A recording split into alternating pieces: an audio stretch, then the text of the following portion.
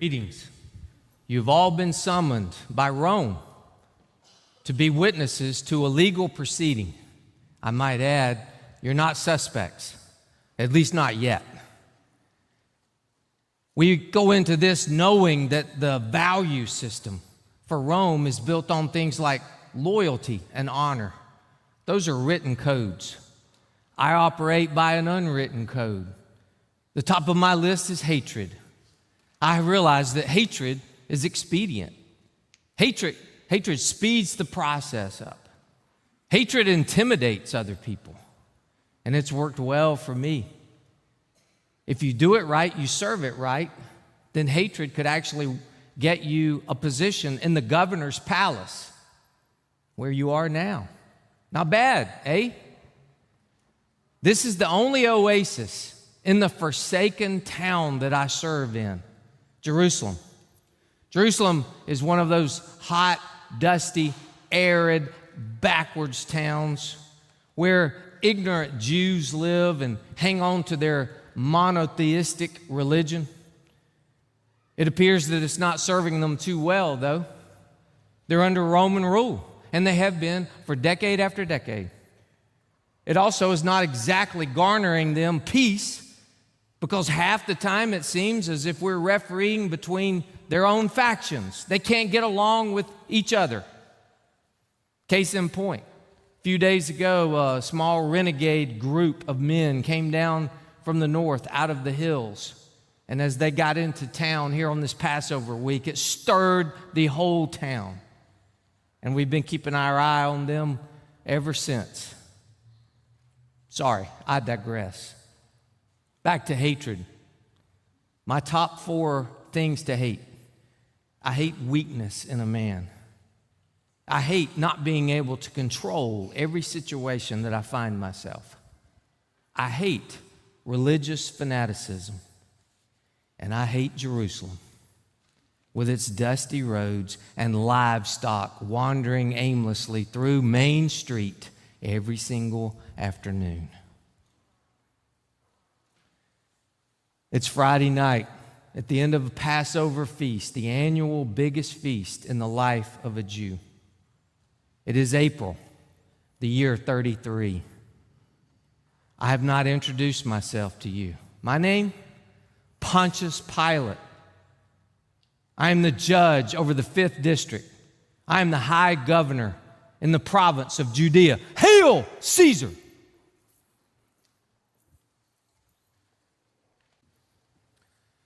Now that you know who I am, you're probably wanting some secrets from my fantastic leadership. So before I get into the case at hand, I will share a couple with you. I've learned, in addition to hatred, that fear is a great ally to have. Fear is the strongest motive that there is. It will motivate people to absolutely do what they never dreamed of doing.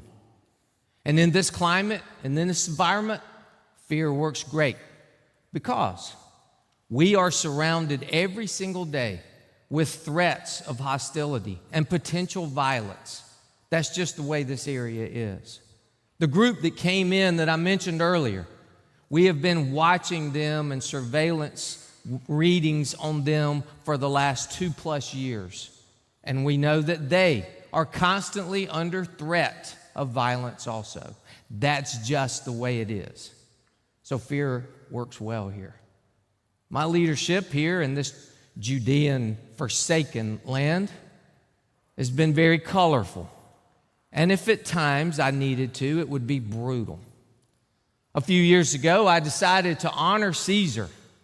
And so we planned a parade. We had many banners made up, and every banner carried the likeness of the face of Caesar on them. And we paraded through all the streets of Jerusalem for hours. It was quite glorious. Rome loved it. Caesar loved it. The Jews, not so much. They cried blasphemy according to their religion. Something about a graven image being idolatrous. And so they took to the streets and they protested, they demonstrated, and when they did not disperse soon enough, I was forced to take action. It was their fault, it wasn't my fault. An action I took Many were killed that day, and many were injured. More recently, there was a project handed down by Rome. A new aqueduct needed to be constructed. The old one has been in disrepair. I was asked to do that project because of course, my great leadership skills. Nothing really challenged me about 25 miles of pipe to run except finances. We did not have enough resources. And through our taxation system, that would have taken way too long. So I simply helped myself to the temple treasury. This time Rome did not appreciate it.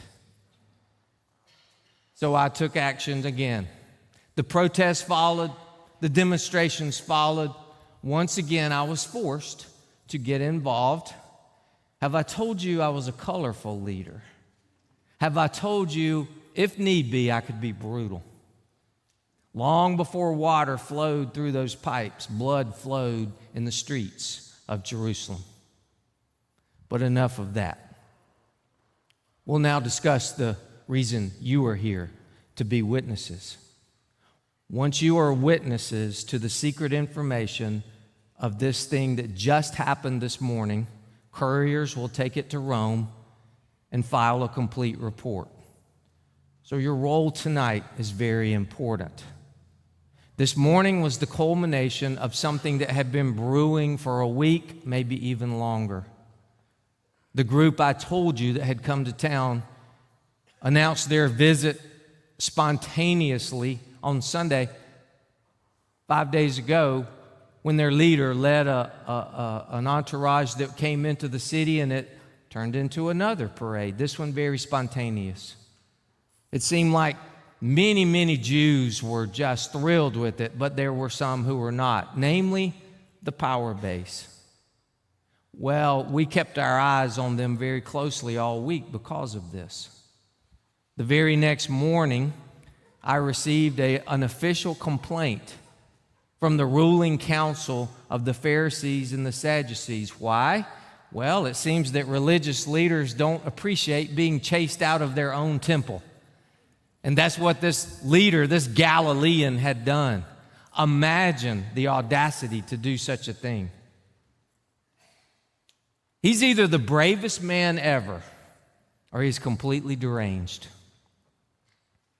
The rest of the week was basically spent with the Sanhedrin, the ruling class of both of those parties, coming together behind closed doors. Rarely were they visible. They were planning something big. It was pretty obvious. But that gave this Galilean free rein into the temple courtyards, into the streets, to do his ministering and his teaching anytime he wanted to. And that led us to the recent events. Early this morning, before dawn, I was awakened by a servant who said there's a group of Jews out at the back gate, and they refuse to leave until they have an audience with you.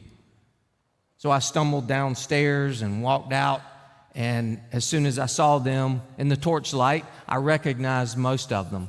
This was the Sanhedrin Council.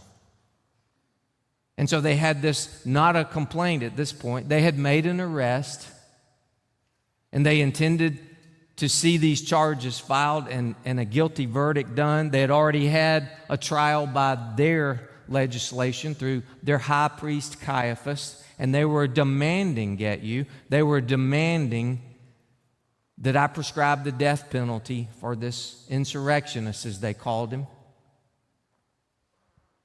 And so, in a very irritated manner, I left them to go upstairs, shake the cobwebs out of my head, get dressed, and come back down. And there he was. Standing in front of me was this man that we had been watching for the better part of 2 years.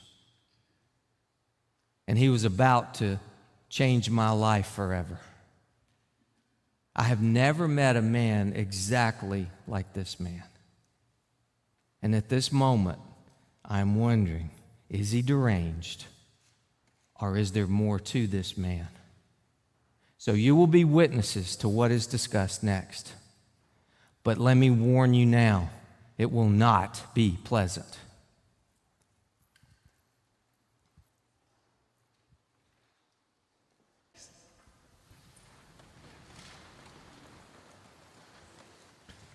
So at first glance, there was nothing really impressive about this man. I noticed very quickly it was obvious, and it surprised me somewhat, that he had already been roughed up during the night. Whelps, scratches on his arms, big bruises on his face, a laceration on his forehead. His shoulder-length hair, brown hair, was a matting of a combination of sweat and blood. But what struck me right away was he stood ramrod erect in front of me. He never flinched. He had this serene look on his face, as if he was in charge, not me. He looked completely comfortable in this setting. He glanced around as if he had been here before in my chamber room. And so as I questioned him, I started out with a very direct question: "Are you the King of the Jews?" And he said, "Yes, it is as you say." I thought, this is going to be easy. And so I pressed him a little bit more for either a confession or a denial, because he's either deranged or he's the most courageous man in town. And I said, "Do you understand what they are charging you with? Do you understand what they intend to do to you?" And he said, "My kingdom is not of this world. If it were, my servants would be defending me.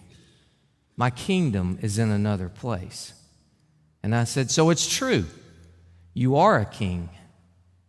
And he said, then he just flatly looked at me and he said, "The truth lies on those on the side of the truth. Those on the side of the truth, they listen to me." And now I became angry. I'm thinking, this Galilean peasant carpenter is lecturing me on what truth is. And I snarled at him and I said, "What is truth?" And suddenly his whole countenance changed. The look on his face turned, his eyes went narrow like little cat slit eyes, and he stared at me in a way I have never been looked at before. It was as if he could penetrate into my brain and tell what I was thinking. It was as if he was searching me and knowing me in my very inner core. It was as if he knew what I was thinking. I was not expecting that. Reflexively, I backed up. And as I did, I lost my balance and I fell into a Roman guard off to the side. I pushed him out of the way. And I went out of the room and up the hall. I went out onto the balcony, and I was taken aback again at literally hundreds of Jews waiting on the verdict. And the sun was high enough by then to where it's going to be another smoking hot day in Jerusalem. I squinted into the morning sun, adjusted my eyesight, got the crowd to quiet down, and I said, "I find no charges against this innocent man." Pandemonium erupted. For the second time in 10 minutes, I was shaken. I'd rarely seen that intensity and that emotion in a crowd. What they did not know and were not really in a mood to listen to was I had seen the documentation of the court case earlier with the Jews, with Caiaphas, and I discovered this. Witnesses came one after the other to testify against this man, and they were all paid later on for their testimonies. This man, Jesus of Nazareth, never had an opportunity to call a character witness. He never had an opportunity to defend himself. There was not even a formal charge lodged against him, which made Caiaphas' court illegal, and it made this proceeding illegal also. But I now knew it was not going to be this easy. So I decided to go to a plan B. And I got the crowd quieted again. And I said, "As you know, your benevolent leader, out of the kindness of his heart, each year my tradition is to release someone we have convicted of a crime back to you, one of your people back to you. So what I'll do is I will convict this man Jesus, but then I'll let, and that's as far as I got, pandemonium again. The intensity of the mob scared me for my personal safety. I thought we are about 4 minutes from a riot here. And then what happened was I started hearing this chant from the crowd: "Release Barabbas, release Barabbas, crucify Jesus, crucify Jesus." Barabbas was on our most wanted list until recently when we had apprehended it. We had been after him and chasing him for the better part of a year. He was an insurrectionist, a terrorist, a violent man, an evil man. Absolutely no value to the Roman Empire or to the Jewish groups or to humanity in general. But yet, these Jews were willing to ask for his release instead of this man who I was beginning to realize is innocent. He's innocent. And so, as a leader, I'm a thinker on my feet. Even under pressure, I can think. And so I went to another plan. And so with that, I backed up. I ordered a representative group of the Sanhedrin to meet me in my chambers. And when they came in, I said, "Here's what I will do. I will have this man flogged by our tradition. I will have him punished. But I want all of you to be witnesses to it so that you cannot say later that I did not carry out my orders." They agreed to it. Now, my motive was this. These Jews had no stomach for what they were about to witness. I knew it would so offend them and take them off guard that probably by the time we finished punishing this man, that they would say, "Let's just let this suffice, give him a stern warning, and we'll probably never have to worry about him again." Because the tradition of the Roman flogging is what they call 40 lashes save one. Many men have not survived the beating. Some who do have been disabled the rest of their life. The manner is simply this. The one being charged is stripped to the waist. He is taken out into the flogging courtyard, and he is chained, both wrists are chained to a heavy wooden pole at about eye level. His back is exposed to a Roman guard with a whip. There are always witnesses around to document it. These Sanhedrin members and others would be the witnesses. The whip is made of leather. It has tied to the ends of the leather, though. It has bone fragments and sharp metal pieces. A Roman guard administers the beating. The reason for the whip construction is when he hurls that leather whip into the back of the one being punished and then rips it back, bits of flesh come with it. And so the beating started. I was standing off to the side watching. I've seen many of these. After lash number 7, Jesus' back was a bloody red ribbon. After 12 lashes, there was blood puddling at his feet. At lash number 21, his knees buckled and he went down, held up only by the chains. At this point, I was suddenly aware that it had gone still in that whole courtyard. Not a sound, not a movement. 2 of these Sanhedrin members actually turned their head and they were not going to watch the rest of this beating. 3 of them were watching, but they were pale as a ghost. One excused himself and hurried around a corner. I'm sure it was to lose breakfast from that morning. By lash number 29, the rope broke. No problem. A fresh a fresh whip and a fresh guard replaced the one who by now was exhausted. And the beatings continued. By lash 30, Jesus had gotten back to his feet. And I noticed him because my angle was I could see his face fully. He got back to his feet and he looked to the sky, and I know I detected a smile on his face. And he was looking as if he was seeing someone that no one else saw. And then lash number 31, he went down again.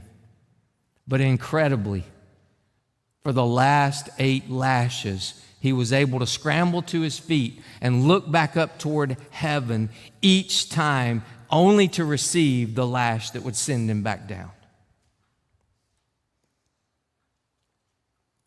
By 39, he was unconscious. I've seen a lot of beatings. I've never seen a man beat like this man was beaten, though. Well, he wasn't unconscious for long. A guard came up with a pail of water, threw it in his face, and brought him back to consciousness. They got him away from the chain. They picked him up, and as he was half carried, half forced to walk on his own by me, I got a close look at the wounds.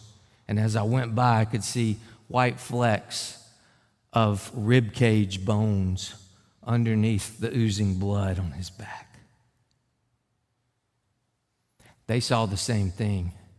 And before they took him any further, they put a purple drape robe over his shoulders so the women would not have to see the gore. And off he went.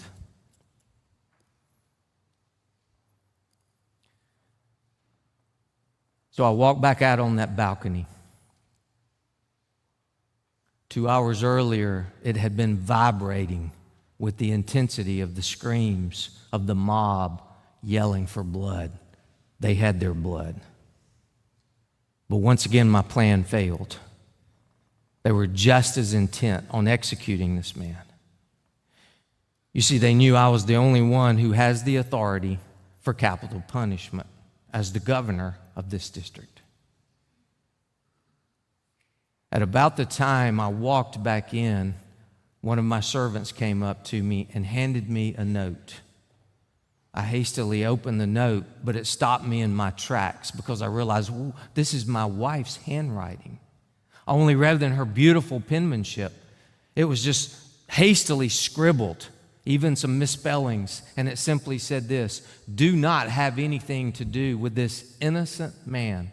I have suffered greatly in a dream about him. She used the same word that I had used to describe him. He's innocent. She knows somehow 2 miles away that he is innocent. Now, mind you, my wife has never concerned herself with one single court case that I have presided over. She has never even been into the chambers that this man was housed in. But yet suddenly she knows what I know by investigation. She knows intuitively. And now I am shaken again. Maybe for the first time in my life, I felt completely trapped. I'm trapped between the wishes of my wife, who I love. I'm trapped between the Roman Empire, and I'm trapped against this mob who may be incited into a riot any minute. And as I watched them scream yet one more time and yell for crucifixion, I was reminded of a wolf pack circling a lone sheep. And so now I'm out of options. I walk over to the side of the balcony to a wash basin.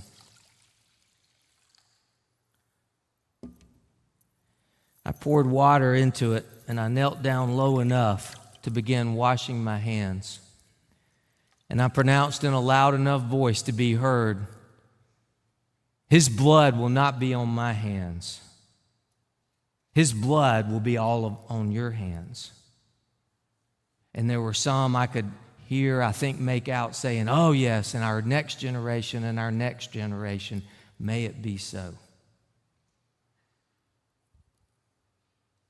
As Jesus filed by me after that terrible beating he took, I had experienced an emotion I had never had before. It was sympathy for this man who I knew to be innocent. As he was drugged by me also, I noticed he looked at me. And this time it was not the icy stare. This time it was a look that I can only describe as love. How could a man love me who has ordered that to happen to him and is now about to sentence him to death? That was beyond all comprehension for me. But immediately after that emotion, the hatred of Pontius Pilate returned. This time, my hatred was directed at 12 so-called men, I'll call them cowards, who rode into town with this man, Jesus of Nazareth, but now were nowhere to be found. When the trouble started, they were gone. They had run. They had departed. They had deserted him. That's who I'm angry at now for causing this, for not somehow defending their leader. We had intel on all of them. As I said, we've been watching them for going on 2 years. We have a file on every one of them. We knew that the night before, on Thursday night, they met in this upper room in the south part of town to do their Passover feast, which every Jew in town was doing at that time. But we had eyes on them the whole time. And so, because we know them and we have a bio on all of them, I'll introduce them to you right here and who was in that room that night just less than 24 hours ago. At this place, as far away from the host as he possibly can be, was the disciple, they call him, Philip. Philip was a young Jewish man. He was smart, he was intelligent, but his faith was not quite developed as it should be, and he was hesitant, and he was a question asker, which is not bad, but he had asked questions at times that irritated the leader, and this day, yesterday, he had done that. So today, he's as far away as he can be because he doesn't want to get singled out again. Next to him is Thaddeus. Thaddeus was possibly, by our files, the youngest of the 12. Tall, slender, bony, curly black hair, meticulous, serious, a student even at 20 years old.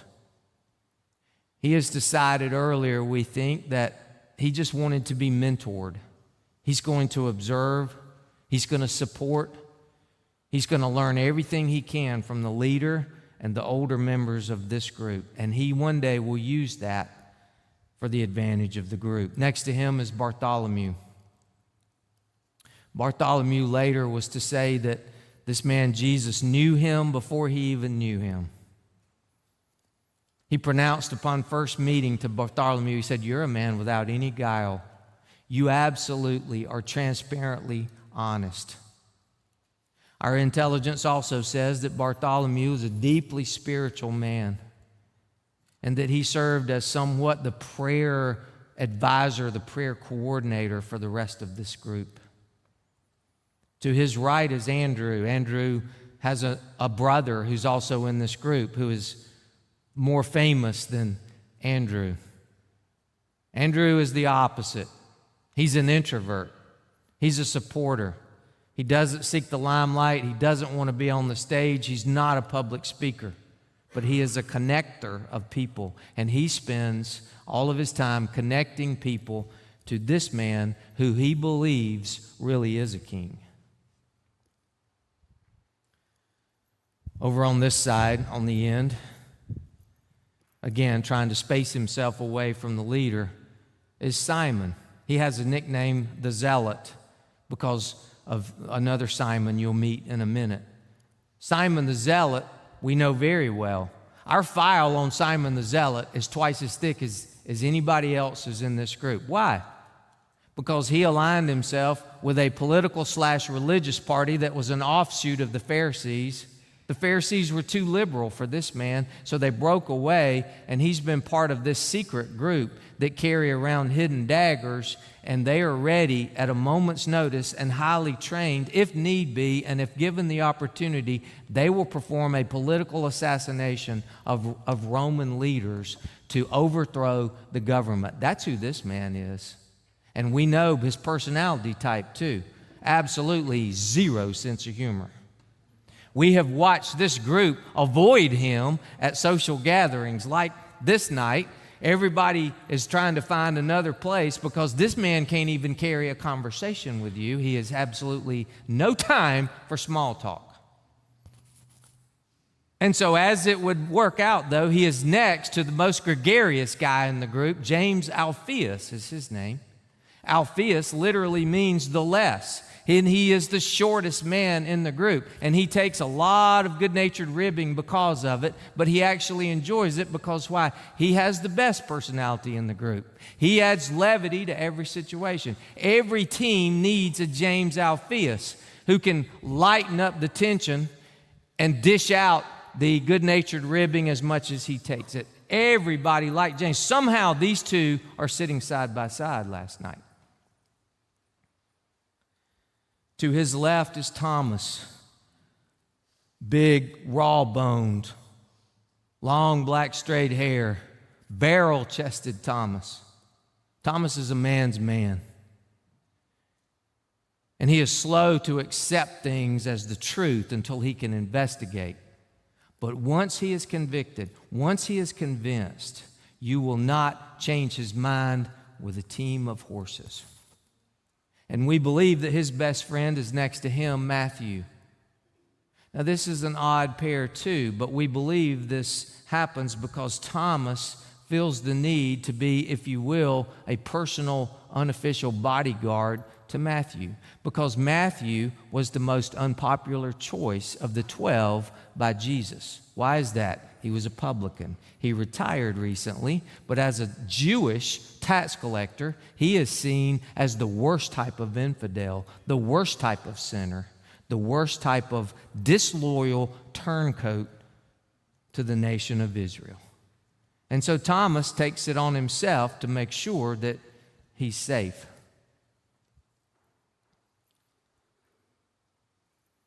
On this side, we have James. He also has a brother in the group that you'll meet in a minute. Jesus is fond of nicknames. We know that because he's renamed, relabeled some of these men. James and John got a nickname, Sons of Thunder, earlier, and it was not for a positive reason. It was because of their racial prejudice toward an entire ethnic group of people. But it's stuck. He carries this name. And James has a very close relationship with Jesus. And so it's fitting that he be here. To his right, immediately to the left of the host, is a man by the name of Simon Peter. His real legal name is Simon Bar-Jonah, Simon, son of Jonas. But again, a nickname was given him by Jesus, Peter, which means rock. Not big rock, but a little rock. Maybe a pebble. As if to say, you got some potential, but you need to work on some things. Now, Peter is the brother of Andrew, and Peter is the extrovert.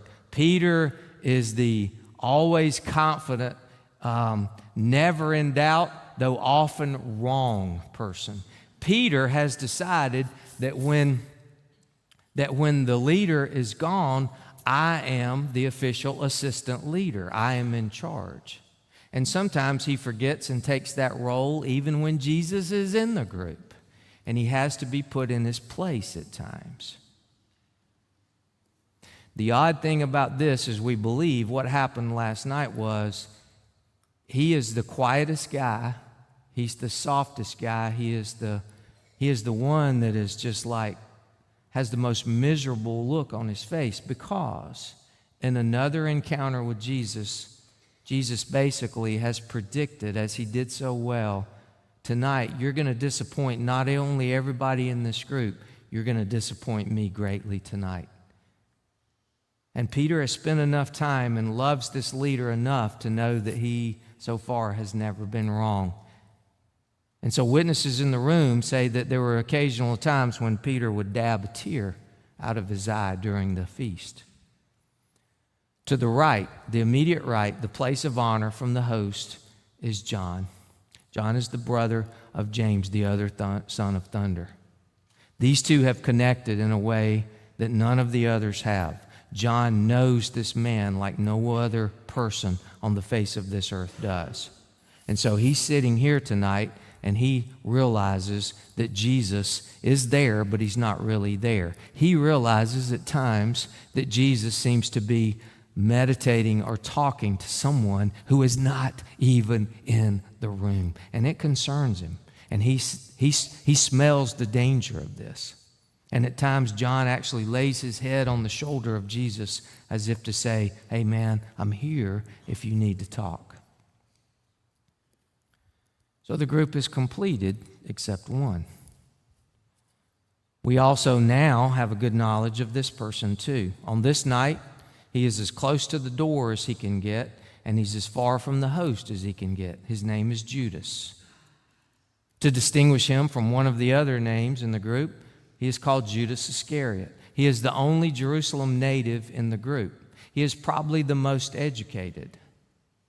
He has a financial acumen that made him the treasurer of the group. Until now, it appears to me that no one has doubted the genuineness or the loyalty of this man Judas. But what we now know is 2 days ago he presented himself to the Jewish ruling council and offered to betray his leader, Jesus. Now, we're still working on the motive here, but now it's a moot point. Because as I stand here on the Friday night, after what happened today with the crucifixion of Jesus, we now know this: Judas is dead. So now there were 11. Jesus took the most famous and the most anticipated part of the Passover meal, and last night gave it a whole new meaning for this audience. He took the bread, he broke it, he blessed it as usual, but he said, tomorrow, this represents my body, which will be broken for you. And in the future, when you do this, remember me. I'm told you could cut the tension with a knife. This is like one of the most sacred things that a Jew could do. And this man is pronouncing a new covenant, a new thing that he is doing, a new work. He says, I came to complete the law. I came to fulfill the law, not abolish it, but to perfect it, to finish it. My intelligence guys on the ground around the crucifixion said the last thing he uttered was this afternoon, it is finished. It is complete. And then he died. Last night he took the cup. He did the same. He held up, he blessed it, and he said, tomorrow, this represents my blood, which will be shed for the forgiveness of your sins. The standard will now be perfection, which you'll never be able to attain. But with this, my blood will atone for you, and you can claim the very righteousness for God if you're willing to trust me by faith and turn from your sins and live for me. The reason I'm mentioning this is at this time, he, for the third time that we know of, made a connection to his physical death by capital punishment, but then his resurrection. So far, we cannot find any discrepancies in what he has predicted and what has actually happened. And so this afternoon, Jesus was crucified. This has been the longest and the worst day of my professional career, my life. But it's still not over at this hour on Friday night. I now have to go home and try to console my wife, who believes that the gods have cursed us, if they really exist. She has already gotten her servants to start getting her essentials together. She's moving back to Rome, she says. There's nothing left for her in this forsaken, godless town. She has ordered them to start the journey next week. The only reason she's not going to start earlier is she says she's going to give Jesus a chance to be alive again. She heard the promise. She had a dream, and that's the promise there. And she says, I will wait until I know that he stays dead, and then I'll go back. But if he is alive again, I'm staying because I owe him my life. Well, that forces a decision upon me. And so I have decided I would like to read you a letter that I wrote earlier today. No one has heard this or read this except you tonight. If the events happen as she is waiting to happen, if Jesus walks again the streets of Jerusalem, if he is alive again, and I see him with my own two eyes, and I have the evidence that it is really him, then I have written a letter to Caesar, and I want you to hear it. It will go by courier, first opportunity, along with my best guards to protect them. Most excellent Tiberius, your servant wishes to humbly resign from my position in the territory of Judea. I am no longer able to lead with the zeal and the commitment that I have always possessed. Events have altered my life and my family radically. We remain unconquered militarily and as strong as ever. But recently, a lone Jewish peasant has turned our region upside down. It's been documented that he taught in the temple. He healed the sick. He fed thousands. He confounded the religious power structure. He defied their authority. And he even raised the dead in order to keep political peace. I presided over a criminal case charged against this man. Truly, he committed his only real offense in this: he would not cooperate with me in professing his release and his innocence. I had no option but to convict and have him crucified. In the process, he exposed my dark, sinful soul to me and countless others. Therefore,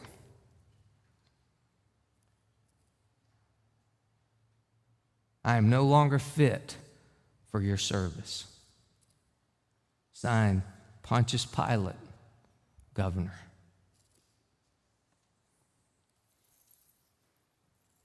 If he lives again, I will spend the rest of my life following him and somehow trying to attain the righteousness that I saw in him. By the 30th lash of the flogging, I was aware of a holy presence that I have never felt. I've been in religious exercises all over this nation and in Rome.